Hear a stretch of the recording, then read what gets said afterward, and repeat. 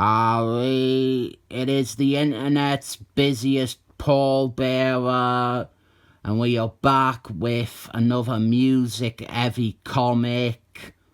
This is Defenders 60, the last part of this story with the evil demons and Slayer Man. Anthony Davis and Ed Harrison are the creative team, but as I have pointed out in the first two parts, the rock music band Blue Oyster Card probably should be counted as co-writers. This trilogy is built around their songs and lyrics, or at least appropriating names from songs and stuff like that. And I have come off dismissive of that in the other ones, but it almost works. There are a few bits in that second part where you de-switch off, but it is impressive how Anthony Davis and Ed Harrison have managed to tell a mostly comprehensible and understandable story from that. The fact it is based on this, in my opinion, arbitrary, middle-of-the-road rock music group, it is a mixture of amusing and weird, and that is something that works perfectly for this book.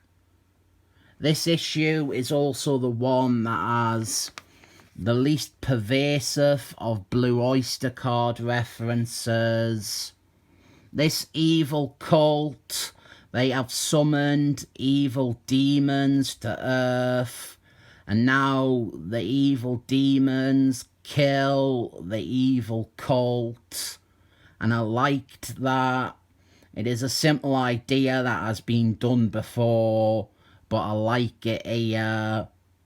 And so the Defenders, they are off to, I cannot remember which exotic locale the evil cult's temple was located at, but they get into a skirmish with the Air Force.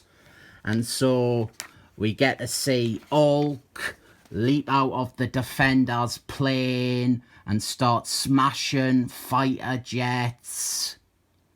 Tagging along with the Defenders is comic relief supporting character Dollar Bill, who is filming them and thinks that he is going to make it big with his movie about the Defenders. Meanwhile, we have Slayer Man, the new recruit to the team.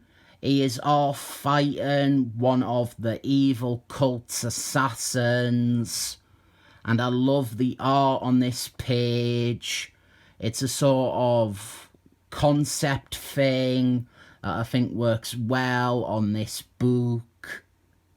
The Defenders has always been weird and trippy, and these pages are great. The artist is Ed Harrison, who took over art for the book with this story. Before him, it was Kevin Griffin, and I think he more than capably fills the void left by Kevin Griffin. I have never seen a picture of Blue Oyster Card, but I am pretty confident that the blokes around the sexy woman here, she is called Vera Gemini after one of their songs. But I bet the blokes here are meant to be the members of Blue Oyster Card. They didn't appear in the story after this scene, and I would be saying this as a fact, but one of them is wearing a turban, and the 1970s rock scene doesn't seem inclusive enough to allow them sorts into a successful band. This issue is pretty good though. We have bits for all the characters. We've seen the Hulk and Slayer Man bits, and now we have Batman scene. He proves to be an ineffectual leader of the Defenders, which will be his thing going forward. He isn't able to keep the team in check here, and Hulk and the cat, aka Kate Leff, they gone off by themselves. And then Batman and Velcro, they are attacked by Doctor Strange, who has been transformed into this evil demon monster thing. And this is awesome. This is creepy. I do think this issue, there are some great bits, even when you take into account that it is a bit of a gimmick story, a bit of a novelty. It has got some stuff that is just good without anything today with Blue Oyster Card. So Kate Leff and Hulk, they join up with Slayer Man and they fight hordes of evil demons.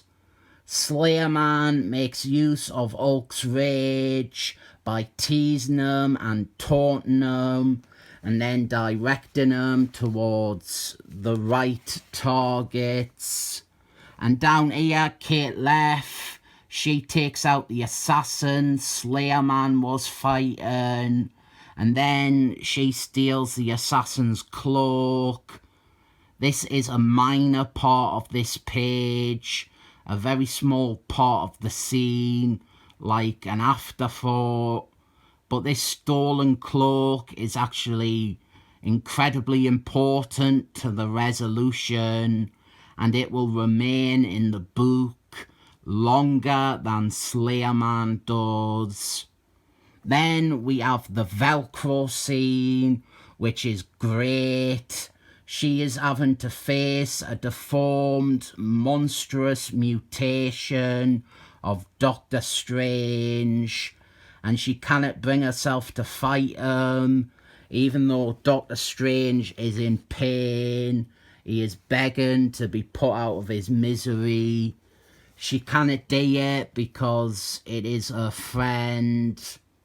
If you thought that Batman scene, being that he wasn't a good leader, if you didn't think that was enough, well, he gets another one where he has to go into another dimension, and in that dimension, Thor is there, and he has brought Twinkies for them, and I think the Twinkies, they help them get back the magical artifact that the evil cult stole from Doctor Strange.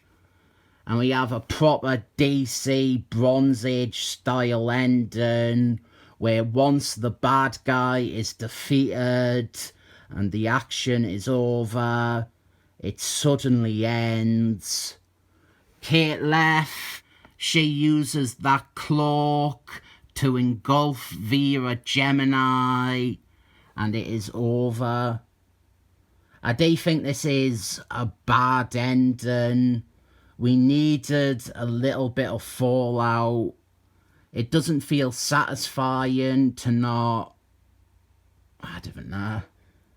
I think the way to end this is with Slayer Man saying something vague about how the evil cult might be defeated, but the big demon that they worshipped, who never appeared in this issue, he is still out there. I didn't do fan fiction, but maybe there is something to do with him where he is like directionless now that they have taken down the evil cult.